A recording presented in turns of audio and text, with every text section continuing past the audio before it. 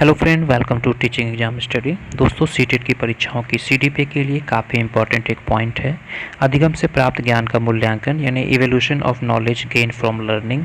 इससे प्रश्न पूछी जाती है एग्जाम में, तो आइए हम ध्यान देते हैं और चीज़ों को समझने का प्रयास करते हैं।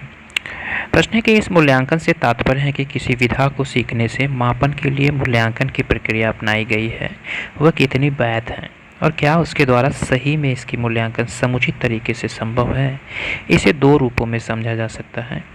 एक तो यह है कि मूल्यांकन के लिए अपनाया गया तरीका सही है या नहीं, और दूसरी कि इसके द्वारा किया गया मूल्यांकन क्या उस विशेष विधा की उपलब्धि को बच्चे में स्थापित करना सही रूप से प्रतिबंधित करता है।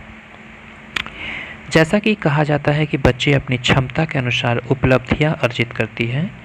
यदि वह पूछा जाए कि उसकी क्षमता कितनी है, तो इसके लिए बुद्धि परीक्षण, मानसिक दक्षता एवं अभिक्षमता का परीक्षण से प्राप्त अंकों के आधार पर बच्चों की क्षमता का आकलन किया जाता है और यही मानक मानकर उसका मापन किया जाता है। परंतु यह 100% उपयुक्त एवं सही मूल्यांकन प्रक्रिया है, इससे सहमत होना संभव नहीं है। इसका कारण यह है कि अस्पष्ट गुणधर्मों एवं मनोभावों के आधार पर बच्चों का मूल्यांकन उपयुक्त नहीं है। यही नहीं, कुछ अस्पष्ट से निश्चित किए गए दक्षता के मानकों के आधार पर बच्चों का मूल्यांकन बहुत कुछ वांछनीय उपायों को अपनाने के लिए रेखांकित करता है। इस संदर्भ में इतना ही कहा जा सकता है कि यह देखना शिक्षक का कार्य है कि बच्चा जो है वो अपेक्षित दिशा में अपेक्षित उपलब्धि क्यों नहीं अर्जित कर पा रहा है। किसी भी प्रकार की बुद्धि परीक्षण यह निश्चित नहीं कर सकता है कि किस बिंदु पर बच्चे की उपलब्धि न्यून है या सामान्य है। यह तो सतत रूप से बच्चे के व्यक्तित्व को समझकर ही आकलित किया जा सकता है। अतएव अर्जित ज्ञान के मापन के लिए दिए गए परीक्षण की वैधता, मानकीकरण, विश्वसनीयता एवं निदान की क्षमता का परीक्षण जरूरी है। तभी वह बच्चे की व्यक्तित्व को समेकित मूल्यांकन करने में सक्षम होगा। आइए अब देखते हैं मूल्यांकन के क्या उद्देश्य हैं। इवेल्यूएशन के मेन एम्स क्या होनी चाहिए। मूल्यांकन के कुछ विशेष उद्देश्य निम्नलिखित हैं। व्यक्तिगत विभिन्नताओं की जानकारी होती है मूल्यांकन से। प्रमाण पत्र प्रदान होता है बच्चों में। ज्ञान के आकलन के लिए विकास की स्थिति का निर्धारण करने के लिए ये काफ़ी जरूरी है। मापन तथा मूल्यांकन के द्वारा अधिगम को प्रेरित किया जाता है और पूर्व निर्धारित उद्देश्यों तक पहुंचने का प्रयास किया जाता है। मापन व मूल्यांकन के माध्यम से छात्रों के पारस्परिक भिन्नता की जानकारी मिलती है। विद्यार्थियों के कमजोर क्षेत्रों की पहचान करके उन्हें आगे बढ़ाने के लिए प्रोत्साहन दिया जाता है, जो कि शिक्षकों के लिए एक अनिवार्य कार्य है। शिक्षण विद्यार्थियों को प्रभावशीलता का आकलन किया जाता है। पाठ्यक्रम की उपादेयता की जांच करके उसकी उपयोगिता को बढ़ाने के लिए पाठ्यक्रम सुधार करना भी जरूरी है। आइए और कुछ इम्पॉर्टेंट उद्देश्य देखते हैं। उपयोगी पाठ्यपुस्तकों तथा आवश्यकताओं में योग्यतानुरूप विद्यार्थियों की चयन करने की सहायता प्रदान करती है। शिक्षा के क्षेत्र में विद्यार्थियों का चयन, वर्गीकरण, व्यवस्थापन, प्रमाण पत्रों के वितरण तथा शिक्षण से संबंधित सभी पक्षों की गुणवत्ता नियंत्रण आदि प्रशासनिक क्षेत्रों के अंतर्गत आते हैं। विद्यार्थियों को व्यावसायिक निर्देशन दी जाती है। विद्यार्थियों की शैक्षणिक निर्देशन दी जाती है।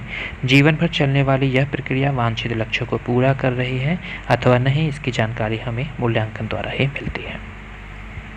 आगे बात करते हैं ट्रेड्स ऑफ इवैल्यूएशन, यानी कि मूल्यांकन के क्या गुण होनी चाहिए।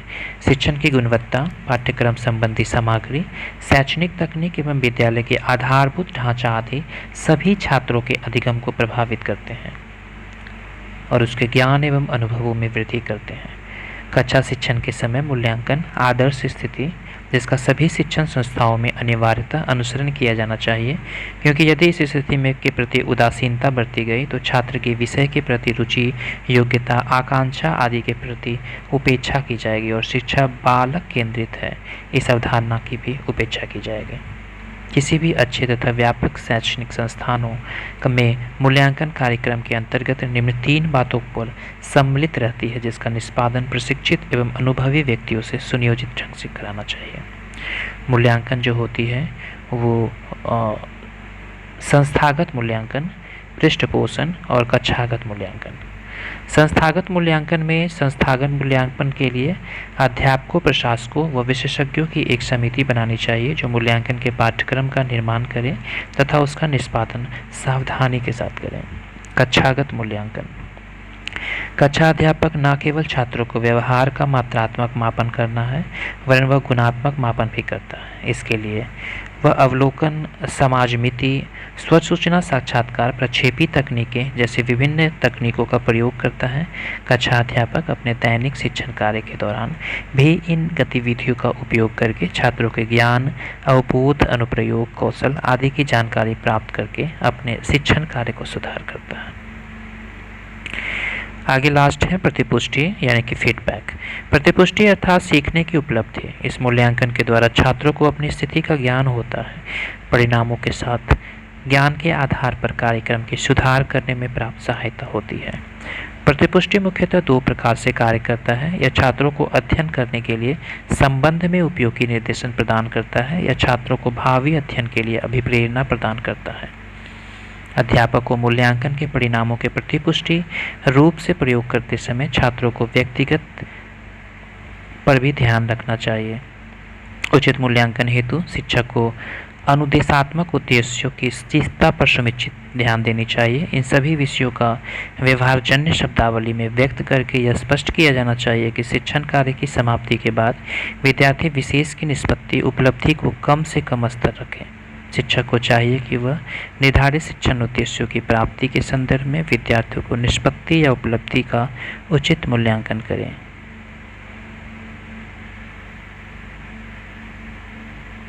अच्छे मूल्यांकन की कुछ विशेषताएं होती हैं, जैसे व्यवहारिक विशेषता जिसमें काम में लेने की सरलता, व्याख्या में स्पष्टता, ग्राह्यता, अंकन की सरलता, अंकन में सार्थकता और आभासी वैधता। वहीं तकनीकी विशेषता में वैधता, विश्वसनीयता, वस्तुनिष्ठता, विभेदशीलता, व्यापकता और मानकीकृत इम्पॉर्टेंट है। तो ये इवोल्यूशन के संबंध में, इवैल्यूएशन के संबंध में काफ़ी इंपॉर्टेंट पॉइंट को हमने डिस्कस किया है। चीज़ों को सब्जेक्टिव वे में आपने सीखा। अगर वीडियो अच्छी लगी होगी और इस वीडियो से आपको कुछ भी सीखने का ज्ञान प्राप्त हुआ होगा तो ज़रूर आप हमारे चैनल को सब्सक्राइब कर लें और अपने दोस्तों के साथ शेयर करें। वीडियो देखने के लिए धन्यवाद। Thank you very much.